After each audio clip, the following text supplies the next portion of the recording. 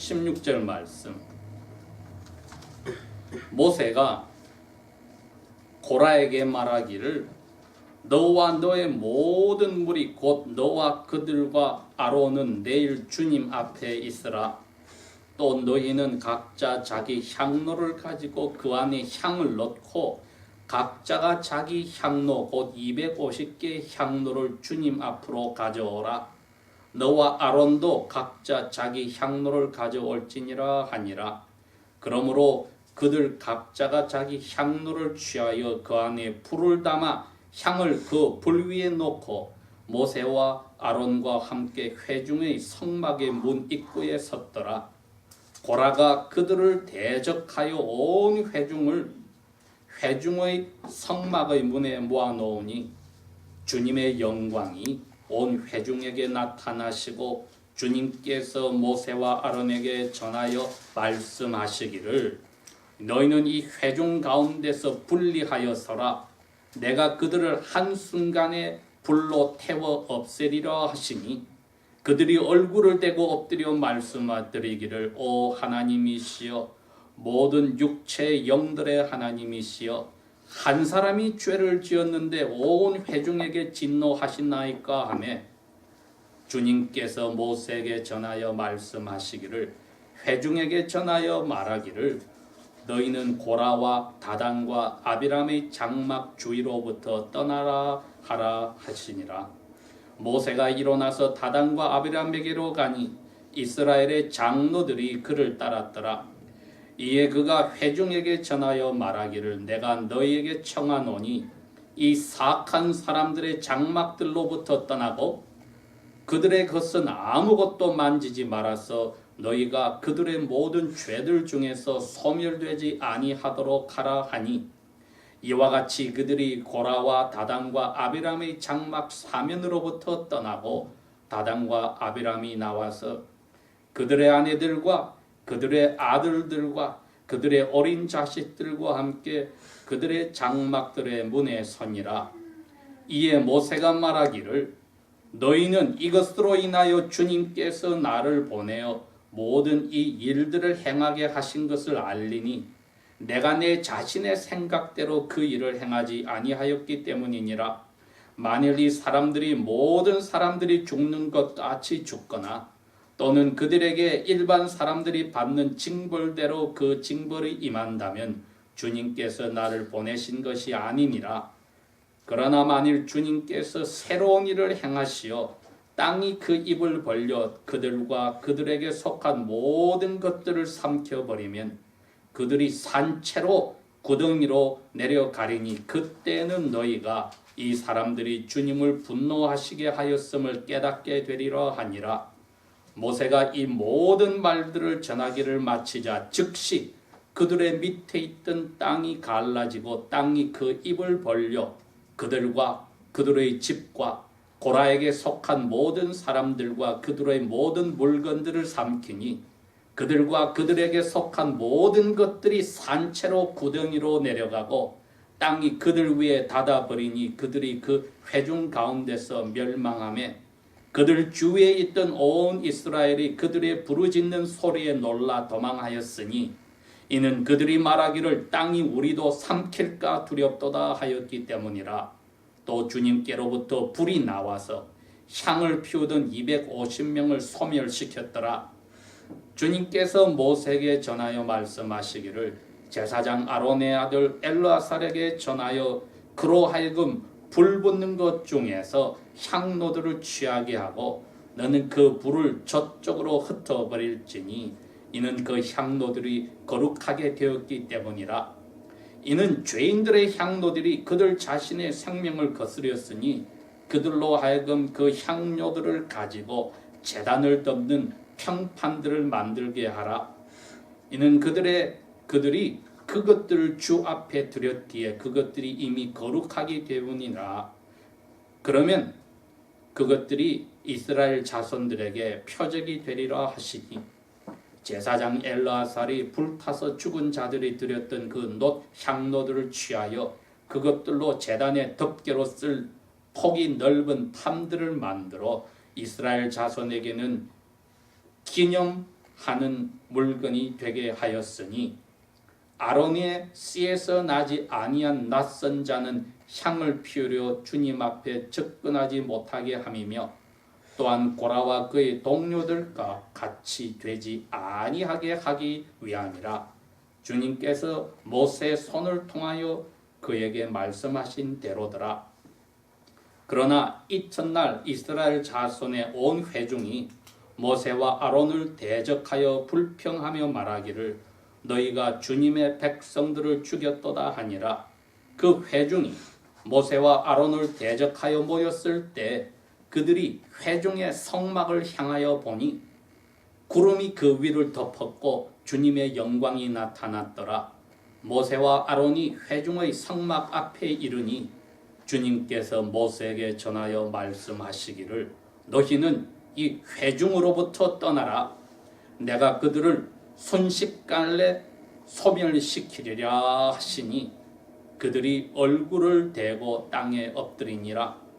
모세가 아론에게 말하기를 향로를 들고 제단으로부터 불을 덜어내어 그 안에 담고 그 위에 향을 놓아 급히 회중에게로 가서 그들을 위하여 속죄하라.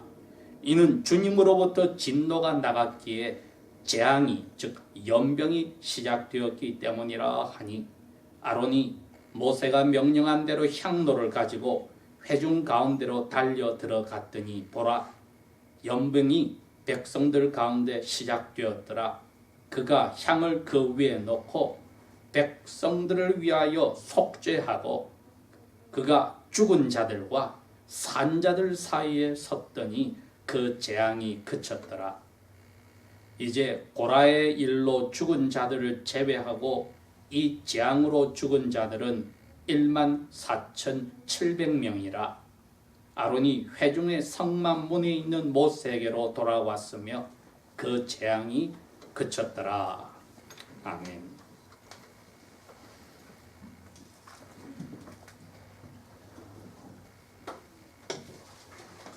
오늘 아침 저희들이 읽은 이 말씀은 이스라엘 백성이 애굽 땅에서 하나님이 보내신 사람 모세의 인도함을 받아서 이제 가나안으로 가기 위해서 가나안의 입구까지 온 지 약 24개월 이상이 지난 때의 이야기입니다. 그 전에 민수기 12장부터 읽어보면 아시다시피 하나님께서 가나안 땅으로 들어가라고 하였을 때에 백성들이 먼저 정탐꾼 스파이를 보내보고 그 땅을 살펴보고 나서 합시다. 그래서 각 지파에서 한 사람씩 뽑아서 12사람이 갔다가 돌아와서는 그 땅은 좋은데 거기 있는 사람들은 거인들이고 우리는 그 사람들 앞에 메뚜기처럼 작아서 도저히 안 된다. 그랬더니 백성들이 그 안 좋은 소식에 그냥 울면서 애굽으로 돌아가겠다고 모세와 아론을 죽이려고 하였습니다. 그 12명 중에 두 사람은 여호수아와 갈렙은 일어서서 이야기합니다. 아니다. 여호와께서 우리 조상에게 약속하신 저 땅을 우리에게 준다고 하셨으니 우리가 믿고 건너가자고 하였지만 아무도 그 사람들에게 귀를 기울이지 아니하였습니다. 야훼께서 갑자기 나타나셔서 백성들에게 이야기를 했습니다. 너희들이 20살 이상 다 군대로서 저 땅에 들어가서 땅을 점령할 수 있는 사람들이 약 60만 명인데 너희들이 불평하기를 우리가 가서 죽으면 우리 애들도 다 죽으니까 차라리 애굽 땅으로 돌아가자고 하였어? 그러면은 그렇게 말한 사람들의 말을 들은 너희들은 여기서 정탐꾼이 40일 동안 정탐을 하였는데 그 하루를 1년으로 계산해서 40년 동안 이 광야에서 머물다가 죽게 하고 너희들이 죽으리라 걱정한 19살부터 금방 태어난 너희 후손들만 내가 약속의 땅에 데리고 가겠다고 선언을 해버렸습니다. 여기에는 여호수아 갈렙이 빠지고 미리암도 모세도 아론도 포함이 되어서 결국 광야에서 다 죽게 된다는 뜻입니다. 물론 모세와 아론과 미리암은 그 백성들에게 동조하지 않았지만 그 전에 일어난 사건에서 야훼의 명예를 떨어뜨리는 단 한 번의 반역을 모세도 하였기에 약속의 땅에 들어가지 못한다고 하셨습니다. 그 일 후에 일어난 사건이 여기 16장에 나오는 사건입니다. 왜 이 사건이 일어났느냐가 중요한 게 아니고 그 배경을 저희들이 살펴보겠습니다. 이 사람들의 조상들은 다 한 사람, 이스라엘이라는 사람에게서 나왔습니다. 이스라엘은 이름이 야훼로부터 바뀌기 전에 야곱이었습니다. 야곱의 12아들이 있어서 그 12아들에서 12가문이 생겼고 첫 번째 아들은 르우벤이었고 네 번째 아들은 레위였습니다. 이스라엘이 야훼께서 주신 법이 그랬습니다. 그 집안의 부모가 돌아가실 때 장자가 절반의 재산을 가져간다. 즉 장자의 고난이 첫 번째 아들의 고난이 컸다는 것입니다. 그런데 지금 24개월이 지날 때까지 보니까 넷째 아들 레위의 후손, 레위가 아들이 셋이 있었는데 걸선과 코하트와 마라리가 있었는데 그 세 아들 중에 두 번째 아들 코하스의 후손들이 바로 여기 모세와 아론 이 사람들입니다. 그러니 자기 조상 이스라엘의 첫째 아들 르우벤 자손들이 마음에 불평이 있었습니다. 그 다음에 이 레위의 세 자손들 중에 코하스의 후손들 중에 코핫 바로 밑에 네 아들들이 있었는데 그 첫 번째 아들이 바로 모세와 아론의 조상이었습니다. 그런데 그 다음 둘째 아들의 후손이 오늘 나오는 고라입니다. 즉 이 사촌이 작은 집의 후손과 큰 집의 후손들 사이에 또 문제가 생기고 크게 봐서는 12가문 중에 장손의 대표가 이 네 번째 아들의 후손인 모세와 아론에게 불평이 있어서 시비를 걸었던 겁니다. 자, 인간적으로는 이해가 됩니다. 그래서 1절부터 읽어보면 바로 그 이야기가 나옵니다. 제일 주동자는 레위 자손 중에 모세의 작은 집의 아들인 고라가 주동자가 되어서 첫 번째 장손 집의 르우벤 자손의 아들들과 함께 찾아와서 모세와 아론에게 이야기합니다. 우리 민족 전체가 이미 1년 전에 시내산에서 야훼께서 말씀하신 대로 그건 출애굽기 19장 6절에 나오는 말씀입니다. 다 거룩한 백성이야.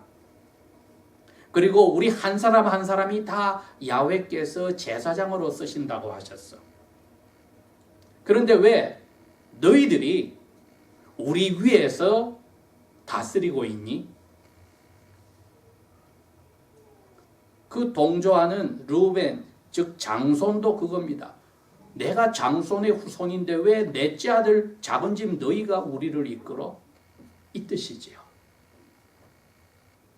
그 말을 들었을 때 모세와 아론은 땅에 얼굴을 엎드리고 야훼 앞에 기도를 하였습니다. 여러분 오늘 이 본문의 제목을 제가 뭐라고 잡았냐 하면은 그리스도의 나라에 우리가 진정한 제사장들인가 이렇게 제목을 붙였습니다. 잠깐만, 지금 구약시대의 이 이야기가 우리하고 무슨 상관이 있나 하겠지요. 그러나 모든 점에서 다 상관이 있습니다. 한번 보겠습니다. 모세가 그렇게 엎드리고 나서 야훼께 기도를 하였습니다. 그리고 이 고라, 즉 작은 집의 그 사촌 동생이죠. 그에게 이야기합니다. 그리고 그 고라를 따라온 큰 장손 집의 두 아들과 그들을 따르는 이스라엘의 지파에서 모인 250명의 관리들이 있었습니다. 고급 공무원들과 같이요.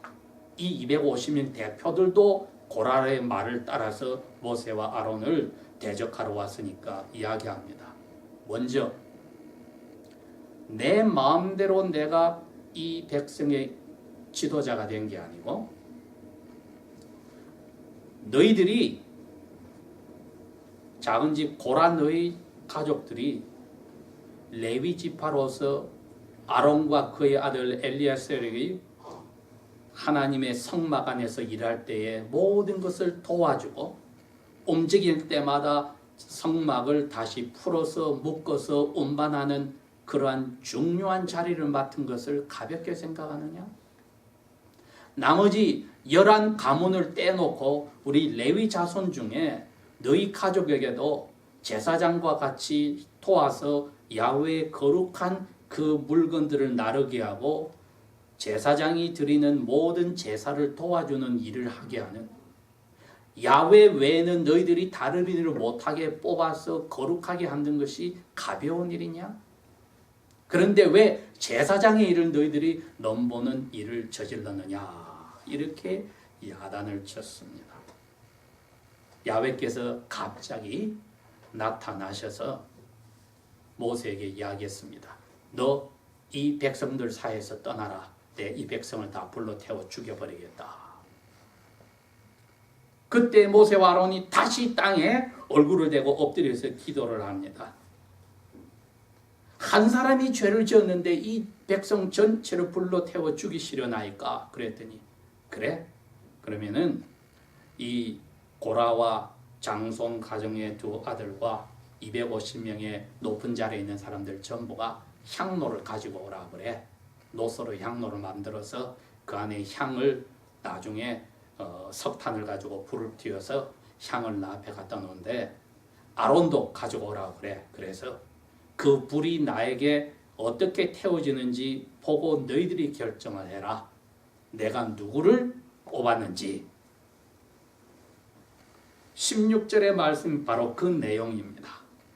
그래서 모세가 그 명령을 했더니 사람들이 다 대표들과 고라와 그 장손 두 아들들이 전부 다 자기 손에 향로를 들고 와서 자, 우리도 아론너나 모세와 똑같이 거룩하고 하나님이 택하신 사람이니까 대결을 하자. 하나님 앞에 당당하다.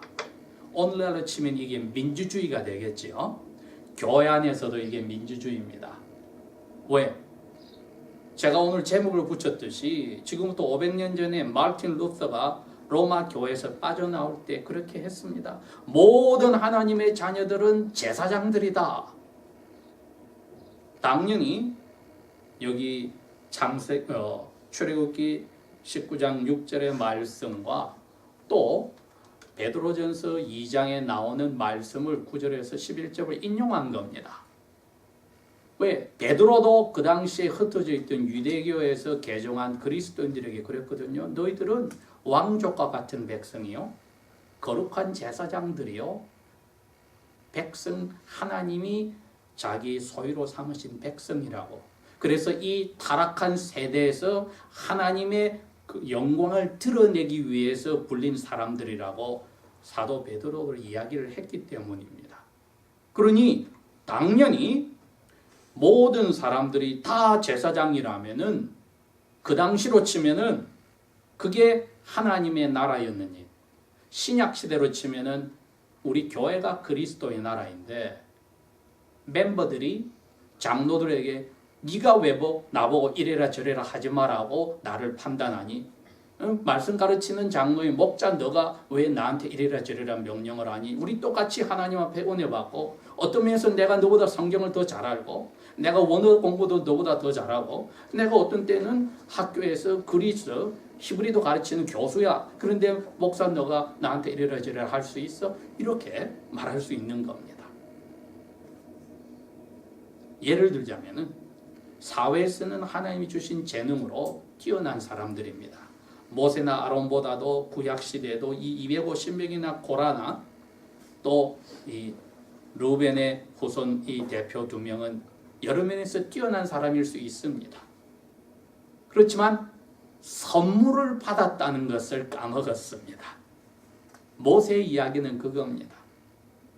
이거는 민주주의로 해결이 나는 게 아닙니다. 진리는 다수결로 결정하는 게 진리가 아니라 하나님이 뭐라고 말씀하셨는가 결정하지 사람이 투표로 가지고 맞다 아니다를 결정하는 게 아닙니다. 모세는 하나님이 보내셨다는 것입니다.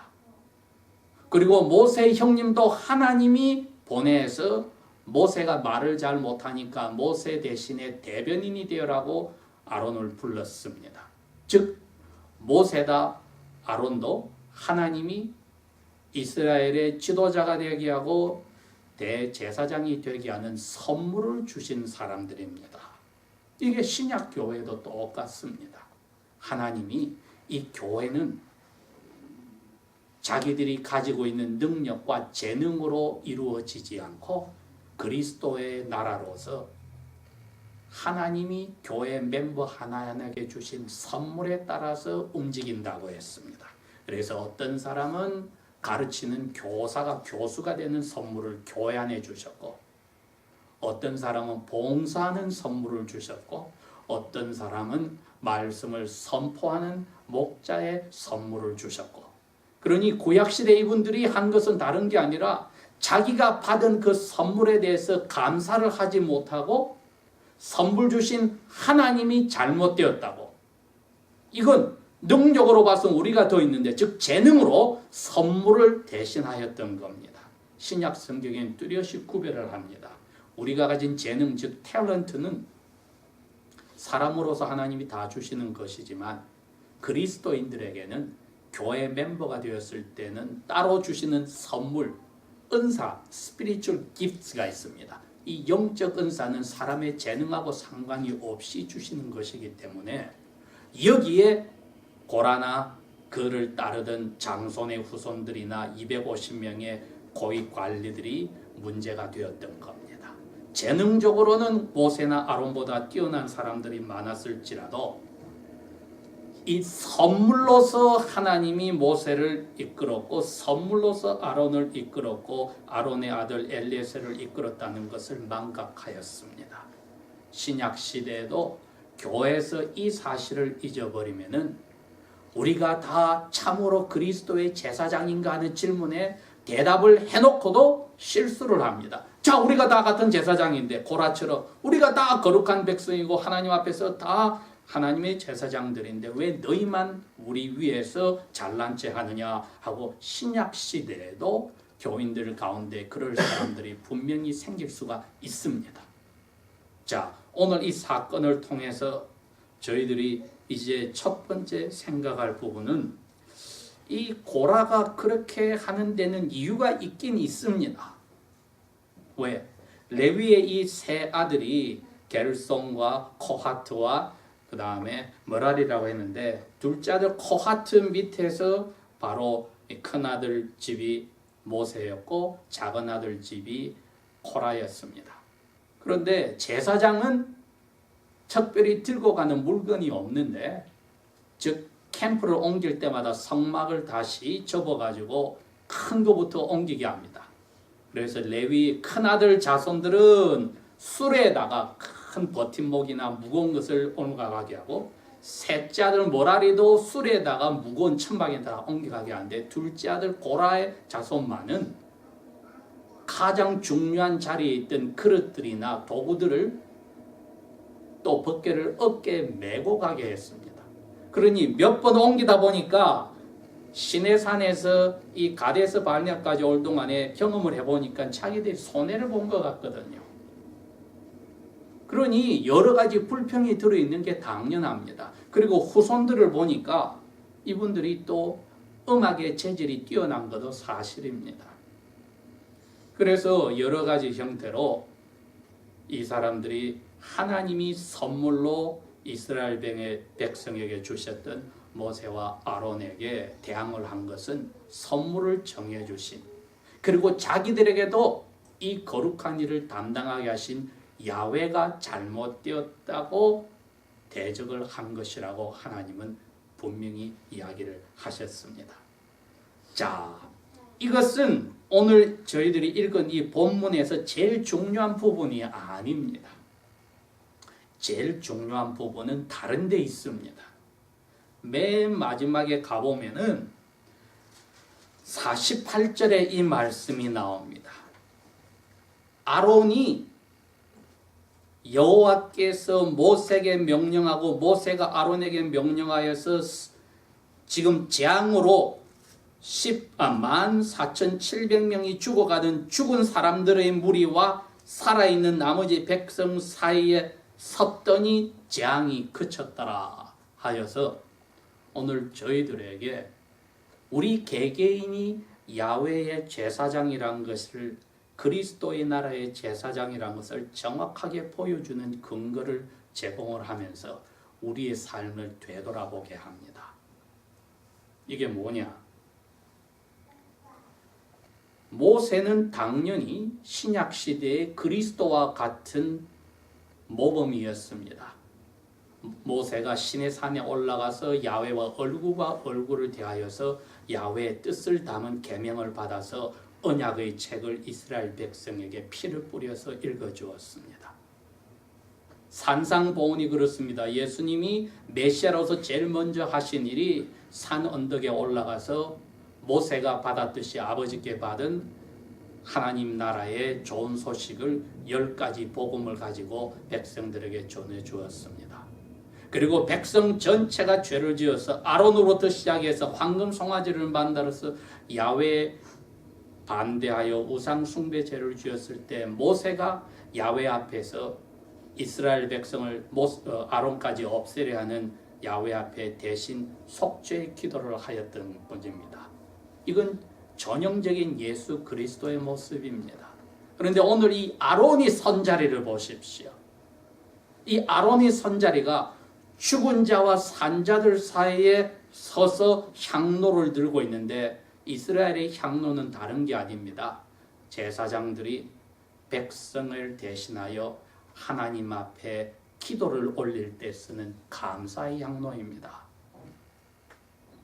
피를 흘리지 않고 하나님 앞에 어떻게 죄를 용서받을 수가 있습니까? 그런데 아론이 죽어가는 사람들과 살아있는 사람들 사이에 섰더니 향로를 들고 섰더니 재앙이 그쳤다고 했을 때 이게 예수님의 모습인 겁니다. 왜? 자기 자신이 희생제물이 된 겁니다. 그 자리에 자기도 재앙으로 죽을 수 있는 그 죽은 자와 산자 사이에 서서 자기 자신의 몸을 영혼을 제물로 내어놓은 것입니다. 이게 바로 하나님이 우리를 향해서 우리의 죄 때문에 태어날 때부터 진노하고 계신데 예수께서 우리와 하나님 사이에 서서 자기 자신의 몸과 영혼으로 하나님의 진노를 받아서 우리를 죽음에서 살려주셨듯이 아론이 오늘 그 모습을 보여준 겁니다. 자, 그렇다면 여러분 이제 저희들이 생각할 게 그겁니다. 나는 그리스도의 나라의 즉 교회 지상의 그리스도 나라는 이 지역 교회들인데 제사장들인가를 생각을 다시 새깁시다. 아까 베드로 사도께서 이야기를 하였고 사도 바울은 로마서 12장에도 이야기하고 고린도전서 7장부터 14장에도 이야기를 하고 전부 내용이 그겁니다.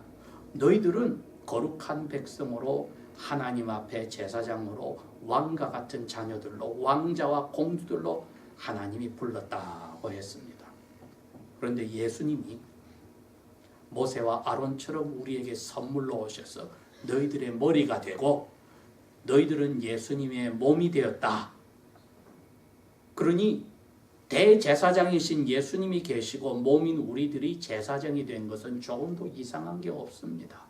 단지 로마서 12장 3절에 경고하였듯이 하나님께로부터 받은 은혜로 내가 너희들을 각 사람에게 명하노니 마땅히 생각할 바 이상의 생각을 품지 말고 하나님이 주신 그 믿음의 분량대로만 생각하라고 하는 그 경계선은 가르치는 목자나 다스리는 장로들이나 하나님의 일반 백성인 모든 제사장의 자리에 있는 저희들이 새겨야 합니다.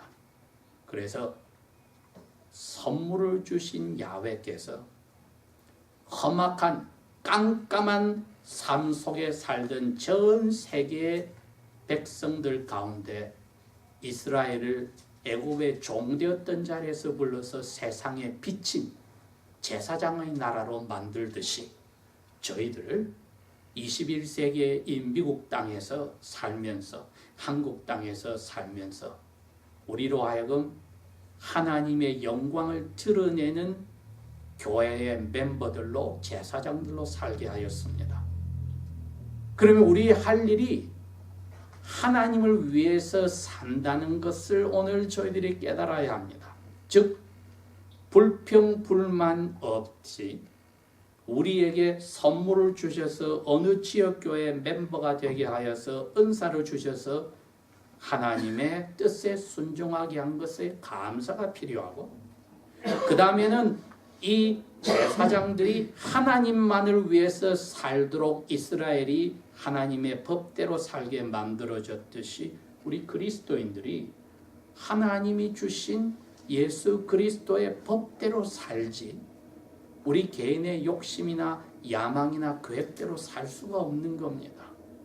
우리가 하나님께로부터 받은 재능도 우리 자신의 욕심을 위해서 쓸 수가 없고, 사도 바울이 갈라디아에서 말한 것처럼 이제부터 내가 사는 것은 내가 사는 게 아니고 나를 사랑하사 자기 아들을 우리를 위해서 주신 하나님의 아들을 위해서 산다. 그게 여러분 제사장이 하는 일이 전부입니다. 그래서 구약시대 제사장들은 다른 일이 없이 하나님의 성전과 성막에서만 일을 했습니다. 나머지 11가문들이 그 사람들을 하나님께 드리는 헌물로 먹여 살렸습니다. 그런데 신약시대는 성령님이 오시고 나서는 오늘 5월 15일이 신약교회 생일입니다. 2000년 전에 예루살렘에서 하늘로부터 성령님이 오셔서 120명의 기도하던 사람들을 통하여 처음 예루살렘 교회가 만들어진 기념일이 오늘입니다. 오순절이. 즉 성령님이 오시고 나서는 모든 하나님의 자녀들에게 제사장으로서 할 일을 선물로 성령의 은사들을 주셨는데, 그것을 제대로 쓰면은 하나님께 영광을 돌리게 됩니다. 그걸 제대로 쓰면 예수님처럼 죽은 자와 산 자 사이에 서서 우리의 목숨까지도 우리의 재산까지도 내어놓고 죄인들을 대신하여 하나님 앞에 기도하는 자리에 우리가 내려갑니다.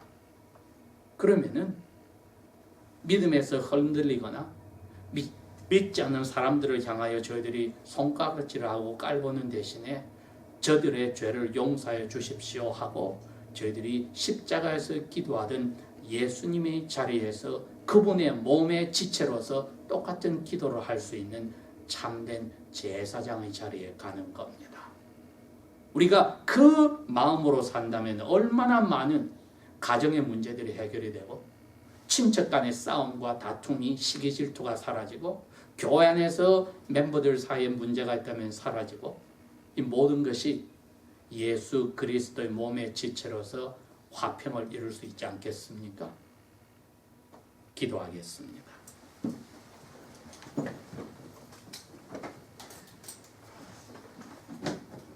아버지 하나님, 오늘도 저희들에게 은혜를 주시고 우리가 한 사람 한 사람이 성령님께서 오순절 이후로 오신 후로는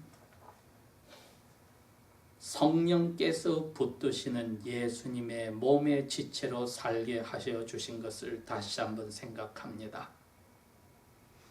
망한 고라의 자손 중에서도 7대 후로는 다윗 왕 때에 사무엘을 내시고 고라의 후손들을 통하여 여호와의 성전에서 노래하며 장막에서 노래할 수 있는 길을 열어주신 자비의 하나님 아버지, 우리가 지금까지 제사장의 자리를 망각하고 산 죄가 있으면 용서하시고, 손가락질을 받는 자리에 있으면 용서하시고, 이제는 손가락질을 당하는 어려운 자리에 있는 사람들을 위하여 제사장의 자리로 예수님의 이름으로 그분의 뒤를 따라가는 사랑의 희생의 제물들이 되게 하여 주십시오.